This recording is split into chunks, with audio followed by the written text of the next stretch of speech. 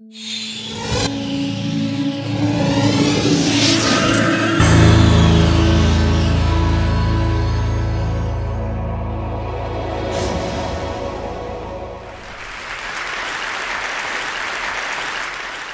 have been teaching for a long time, and in doing so have acquired a body of knowledge about kids and learning that I really wish more people would understand about the potential of students.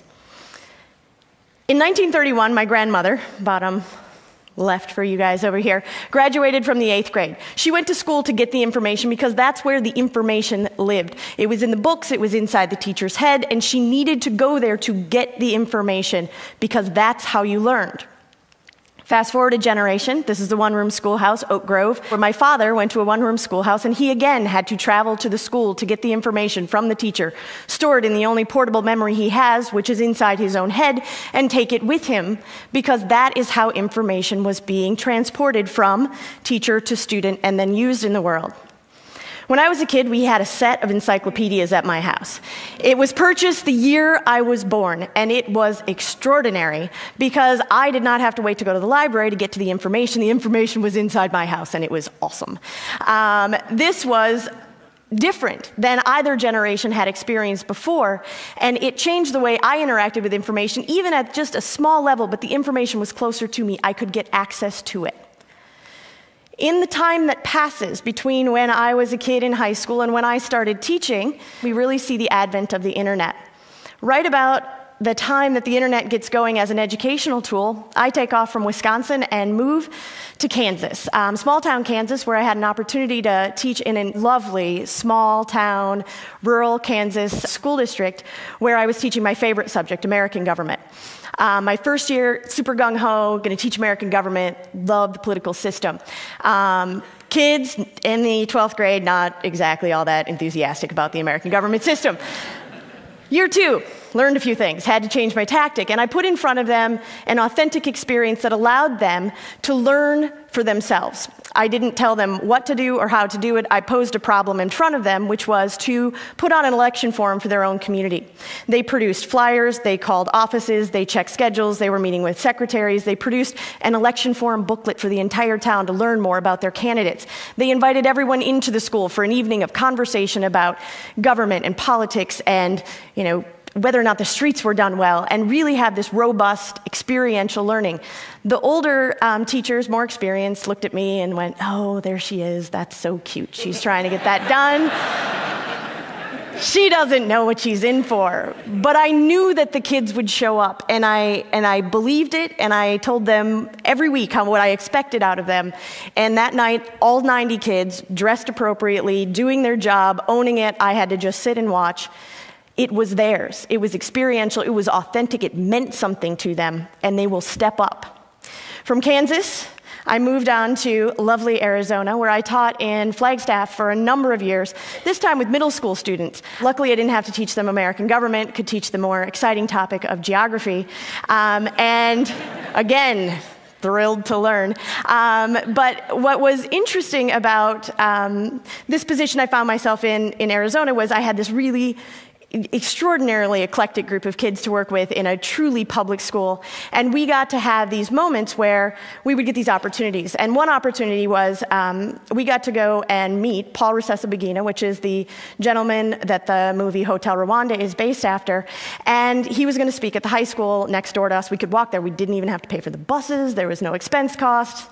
Perfect field trip. The problem then becomes, how do you take 7th and 8th graders to a talk about genocide and deal with the subject in a way that is responsible and respectful and they know what to do with it? And so we chose to look at Paul Rusesabagina as an example of a gentleman who singularly used his life to do something positive.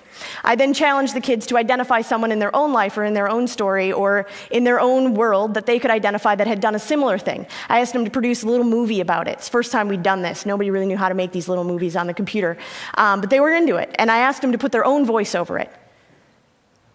It was the most awesome moment of revelation that when you ask kids to use their own voice and ask them to speak for themselves, what they're willing to share. The last question of the assignment is, how do you plan to use your life to positively impact other people? the things that kids will say when you ask them and take the time to listen is extraordinary. Fast forward to Pennsylvania, where I find myself today. I teach at the Science Leadership Academy, which is a partnership school between the Franklin Institute and the School District of Philadelphia. We are a 9 through 12 public school, but we do school quite differently. I moved there primarily to be part of a learning environment that validated the way that I knew that kids learned, and that really wanted to investigate what was possible when you were willing to kind of let go of some of the paradigms of the past, of information scarcity when my grandmother was in school and when my father was in school, and even when I was in school, into a moment where we have information surplus. And so what do you do when the information is all around you? Why do you have kids come to school if they no longer have to come there to get the information? In Pennsylvania, in Philadelphia, we have a one-to-one laptop program, so the kids are bringing in laptops with them every day, taking them home, getting access to information. And here's the thing that you need to get comfortable with when you've given the tool to acquire information to students, is that you have to be comfortable with this idea of allowing kids to fail as part of the learning process. We deal right now in the educational landscape with just an infatuation with the culture of one right answer that can be properly bubbled on the average multiple choice test, and I am here to share with you, it is not learning. That is the absolute wrong thing to ask. To tell kids to never be wrong, to ask them to always have the right answer, doesn't allow them to learn. So we did this project, and this is one of the artifacts of the project. I almost never show them off because of the issue of the idea of failure. My students produced these infographics as a result of a unit that we decided to do at the end of the year, responding to the oil spill.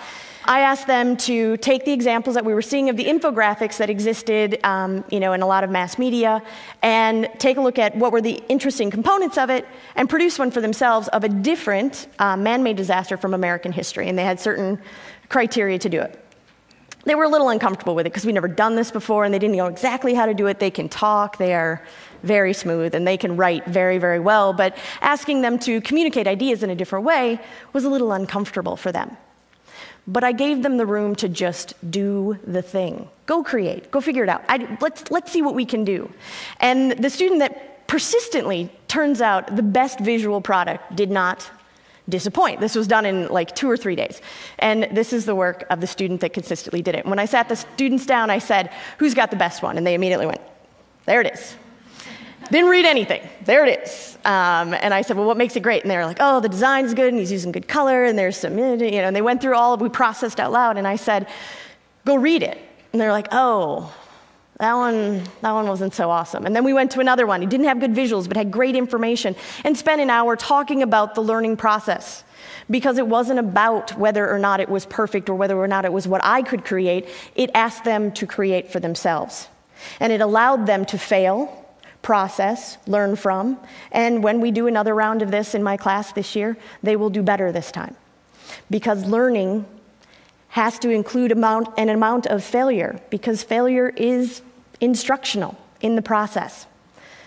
There are a million pictures that I could click through here and had to choose carefully, this is one of my favorites, of students learning, of what learning can look like in a landscape where we let go of the idea that kids have to come to school to get the information, but instead ask them what they can do with it. Ask them really interesting questions. They will not disappoint.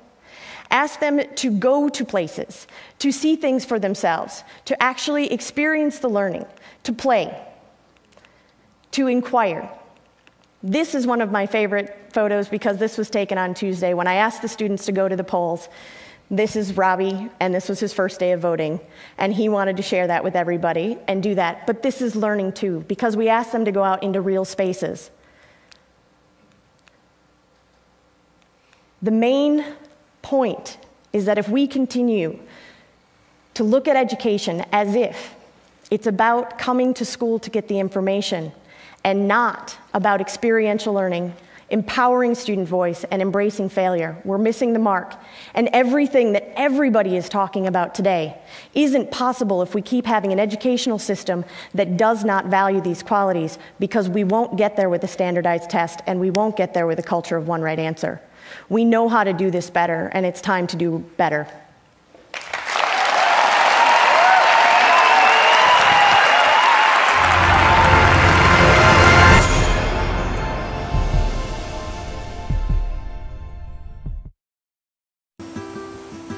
85% of the world's food supply is lost to spoilage. That's $458 billion worth every year. On a smarter planet, we're building intelligence into physical things. So we can know how far our foods travel. Monitor temperature all the way to the market. And know it got to the table fresh. It's already happening in places like Canada, Norway, and Vietnam. When we make food smarter, we make it safer. That's what I'm working on. I'm an IBMer. Let's build a smarter planet.